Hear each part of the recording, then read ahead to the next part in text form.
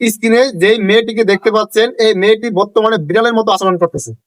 এর মূল কারণ হচ্ছে গত 6 মাস আগে মেয়েটিকে তার নিজের পোষা বিড়াল আঁচড় দিয়েছে এবং পরবর্তীতে মেয়েটিকে হাসপাতাল নেওয়া হয়েছে। কিন্তু হাসপাতালের কর্মকর্তাদের নির্দেশে যেই ভ্যাকসিন গুলো লেখা হয়েছে তার প্রতিটা ভ্যাকসিনই তার বডিতে ঢুকানো হয়েছে। কিন্তু দুঃখের বিষয় হচ্ছে প্রতিটা ভ্যাকসিন তার বডিতে ঢুকানোর পরেও তার যেই বিড়ালের আচরের যে একটা প্রভাব, ওই প্রভাবটা কমে না। তার আচরণ হচ্ছে সম্পূর্ণ বিড়ালের মতো হয়ে যাচ্ছে। আর এই যে বিড়ালের মতো হয়ে যাওয়ার জন্য দায়ী কারা জানেন?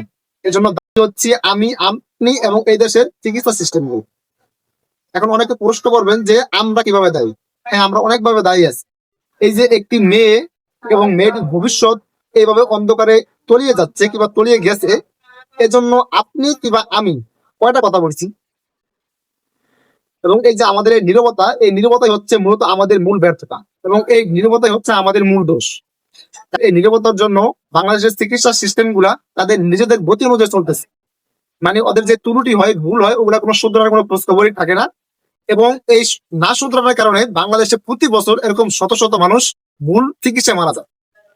এবং ঠিক সেটাই ঘটছে এই বাচ্চা মেয়েটার সাথে। আর যখন আমরা নিজেরা খুব ভালোভাবে নীরবতা পালন করতেছি, সেজন্যই এখানে হচ্ছে আমরা আপনারা সকলে প্রত্যেকেই দায়ী।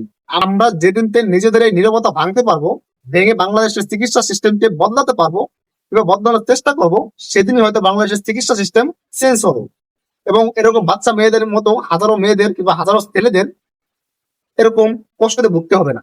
যদি বাংলাদেশের মানুষ ওটা চায় তাহলে বাংলাদেশের চিকিৎসা সিস্টেম এটা অবশ্যই ঘুরবে।